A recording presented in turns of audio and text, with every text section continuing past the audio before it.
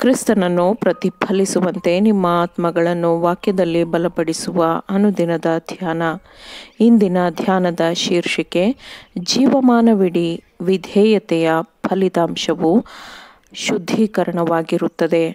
ಈ ದಿನದ ದೇವರ ವಾಕ್ಯ, ಆತನಲ್ಲಿ ನೆಲೆಗೊಂಡವನಾಗಿದ್ದೇನೆಂದು ಹೇಳುವವನು ಕ್ರಿಸ್ತನು ನಡೆದಂತೆಯೇ ತಾನೂ ನಡೆಯುವುದಕ್ಕೆ ಬದ್ಧನಾಗಿದ್ದಾನೆ. 1 ಯೋಹಾನನು 2ನೇ ಅಧ್ಯಾಯ 6ನೇ ವಚನ. ಯೋಹಾನನು ಪರಿಶುದ್ಧತೆಯ ಬಗ್ಗೆ ಹೇಳುವ ಬೋಧಕನಾಗಿದ್ದನು. ಕ್ರೈಸ್ತರು ತಪ್ಪಿಲ್ಲದೆ ನಡೆದುಕೊಳ್ಳಬೇಕಾದ ನಿಯಮಗಳನ್ನು ಅವನು ಸಭೆಗೆ ಬರೆದ ಪತ್ರಿಕೆಗಳಲ್ಲಿ ಪ್ರಕಟಿಸಿದ್ದಾನೆ. ಯಾಕೆಂದರೆ ಆತನ ಮೇಲೆ ಈ ನಿರೀಕ್ಷೆಯನ್ನು ಇಟ್ಟಿರುವ ಪ್ರತಿಯೊಬ್ಬನೂ ಕ್ರಿಸ್ತನು ಶುದ್ಧನಾಗಿರುವಂತೆಯೇ ತನ್ನನ್ನು ಶುದ್ಧ ಮಾಡಿಕೊಳ್ಳುತ್ತಾನೆ ಎಂದು ಅವನು ಬರೆದಿದ್ದಾನೆ.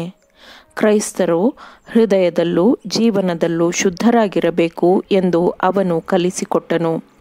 ಒಬ್ಬ ಕ್ರೈಸ್ತನು ಎಂದಿಗೂ ತನ್ನ ಬಗ್ಗೆ ಹೇಳಿಕೊಳ್ಳುವುದರಲ್ಲಿ ತೃಪ್ತನಾಗಿರಬಾರದು.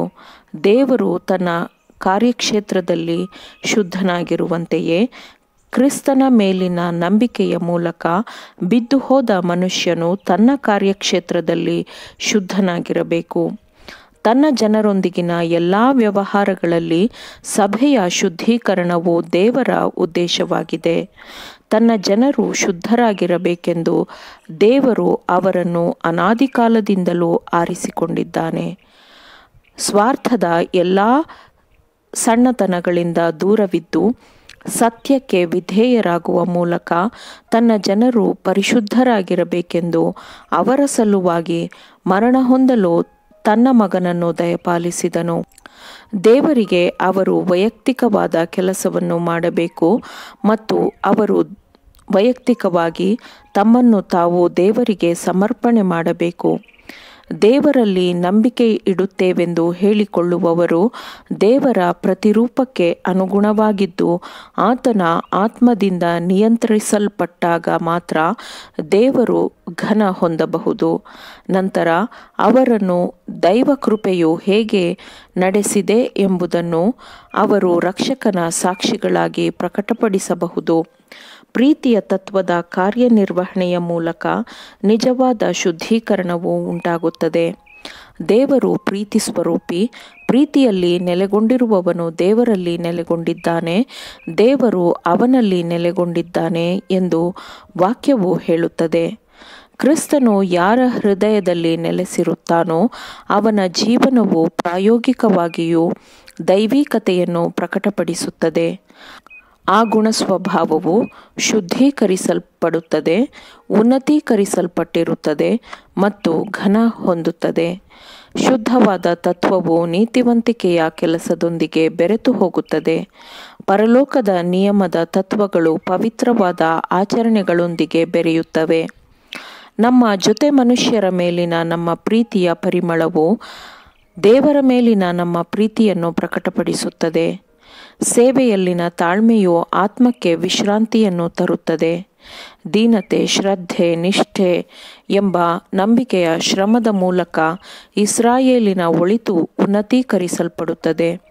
ಕ್ರಿಸ್ತನ ಮಾರ್ಗವನ್ನು ಹಿಂಬಾಲಿಸಲು ಸಿದ್ಧವಿರುವವನನ್ನು ದೇವರು ಎತ್ತಿ ಹಿಡಿಯುತ್ತಾನೆ ಮತ್ತು ಬಲಪಡಿಸುತ್ತಾನೆ. ಸಂತೋಷವೆಂಬ ಭಾವನೆಯಿಂದ ಪರಿಶುದ್ಧತೆಯನ್ನು ಹೊಂದಲು ಸಾಧ್ಯವಿಲ್ಲ. ಆದರೆ ನಿರಂತರವಾಗಿ ಪಾಪಕ್ಕೆ ಸಾಯುವ ಮತ್ತು ನಿರಂತರವಾಗಿ ಕ್ರಿಸ್ತನಿಗಾಗಿ ಬದುಕುವ ಕಾರಣದಿಂದ ಪರಿಶುದ್ಧತೆಯನ್ನು ಹೊಂದಲು ಸಾಧ್ಯವಾಗುತ್ತದೆ. ತಪ್ಪುಗಳನ್ನು ಸರಿಪಡಿಸಲು ಸಾಧ್ಯವಿರುವುದಿಲ್ಲ ಅಥವಾ ದುರ್ಬಲ ಪ್ರಯತ್ನ ಅಥವಾ ಆಗಾಗ್ಗೆ ಪ್ರಯತ್ನಿಸುವುದರಿಂದ ಗುಣಸ್ವಭಾವದ ಸುಧಾರಣೆಗಳನ್ನು ಮಾಡಲು ಸಾಧ್ಯವಿಲ್ಲ. ದೀರ್ಘವಾದ ನಿರಂತರವಾದ ಪ್ರಯತ್ನ, ತೀವ್ರವಾದ ಶಿಸ್ತು ಮತ್ತು ಕಠಿಣ ಹೋರಾಟದಿಂದ ಮಾತ್ರ ನಾವು ಜಯಿಸುತ್ತೇವೆ. ಮುಂದಿನ ದಿನಗಳಲ್ಲಿ ನಮ್ಮ ಹೋರಾಟವು ಎಷ್ಟು ಪ್ರಬಲವಾಗಿರುತ್ತದೆ ಎಂದು ನಮಗೆ ತಿಳಿದಿಲ್ಲ. ಸೈತಾನನ ಆಳ್ವಿಕೆ ಇರುವವರೆಗೆ ಸ್ವಾರ್ಥವನ್ನು ನಿಗ್ರಹಿಸುವುದು, ನಮ್ಮನ್ನು ಸುತ್ತುವರೆದಿರುವ ಪಾಪಗಳನ್ನು ಜಯಿಸುವುದು ಇವು ಇದ್ದೇ ಇರುತ್ತವೆ. ಜೀವವಿರುವವರೆಗೆ ಯಾವುದೇ ನಿಲುಗಡೆಯ ಸ್ಥಳವಿಲ್ಲ. ನಾವು ತಲುಪಬಹುದಾದ ಸ್ಥಳ ಸಿಕ್ಕಿದೆ, ನಾನು ಸಂಪೂರ್ಣವಾಗಿ ಸಾಧಿಸಿದ್ದೇನೆ ಎಂದು ಹೇಳಲು ಸಾಧ್ಯವಿಲ್ಲ.